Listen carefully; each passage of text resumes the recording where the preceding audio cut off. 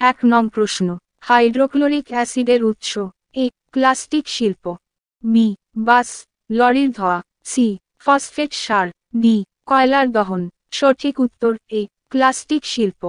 2 নং প্রশ্ন, সালফার ডাইঅক্সাইডের প্রভাবে এ ক্যান্সার হয়, বি গাছপালা ধ্বংস হয়, সি চোখের রোগ হয়, ডি স্মৃতিবিভ্রম ঘটে।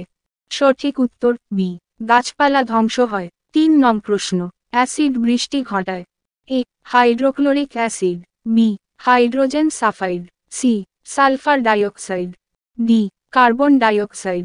সঠিক উত্তর সি সালফার ডাইঅক্সাইড। 4 নং প্রশ্ন, যে গ্যাসের রক্তের সঙ্গে মিশে যাওয়ার প্রবল ক্ষমতা রয়েছে। A sulphur dioxide, B hydrochloric acid, C carbon monoxide, D hydrogen sulphide. সঠিক উত্তর সি কার্বন মনোক্সাইড। 5 নং প্রশ্ন, সিওডি এর সম্পূর্ণ রূপ হল।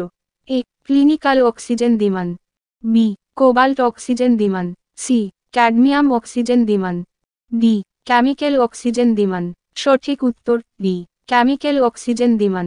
6 নং প্রশ্ন, ফ্লুওরাইড সাধারণত পাওয়া যায়।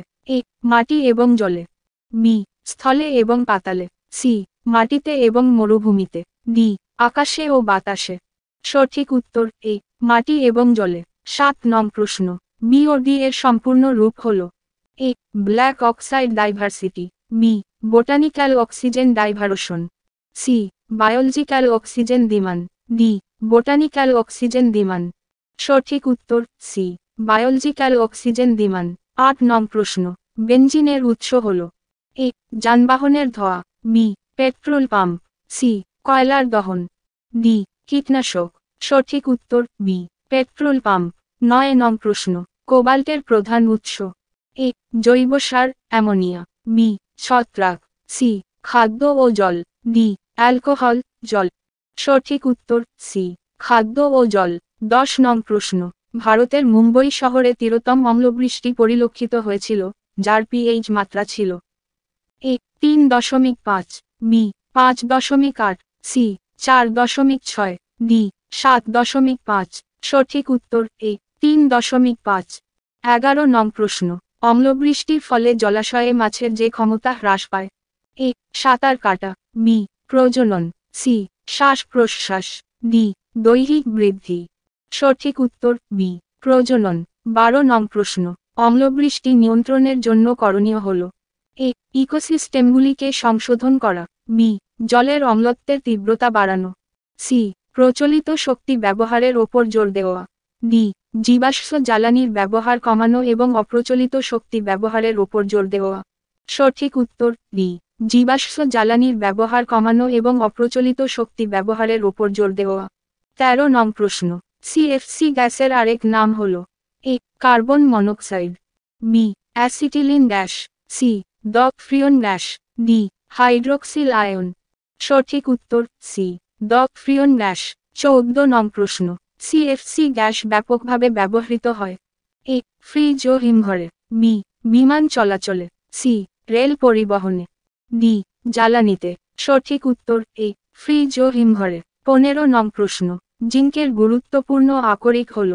এ malachite, B calamine, C cryolite, D cassiterite. সঠিক উত্তর বি ক্যালামাইন। 16 নং প্রশ্ন, মেন্ডেলিভ যার ভিত্তিতে পর্যায় সূত্র প্রকাশ করেন, তা হল। এ পারমাণবিক গুরুত্ব, বি পরমাণু ক্রমাঙ্ক, সি ইলেকট্রন আসক্তি, ডি ইলেকট্রোনেগেটিভিটি। সঠিক উত্তর এ পারমাণবিক গুরুত্ব। 17 নং প্রশ্ন, পর্যায়সূত্রটির আবিষ্কর্তা হলেন। A Newland, B Mendeleev, C Dobereiner, D Meyer. সঠিক উত্তর বি মেন্ডেলিভ। 18 নং প্রশ্ন, আধুনিক পর্যায়সূত্র মৌলের যে ধর্মের ওপর ভিত্তি করে গড়ে উঠেছে, তা হল।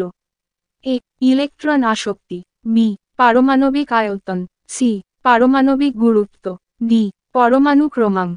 সঠিক উত্তর ডি পরমাণু ক্রমাঙ্ক। 19 নং প্রশ্ন, অক্সিজেন মৌলটি যে পর্যায়ে অবস্থিত, সেই পর্যায়ে অবস্থিত পরবর্তী মৌলটি হল। A carbon, B fluorine, C nitrogen, D chlorine. সঠিক উত্তর বি ফ্লুওরিন। 20 নং প্রশ্ন, সবচেয়ে হালকা নিষ্ক্রিয় গ্যাসটি হল। A neon, B argon, C helium. D krypton. সঠিক উত্তর সি হিলিয়াম।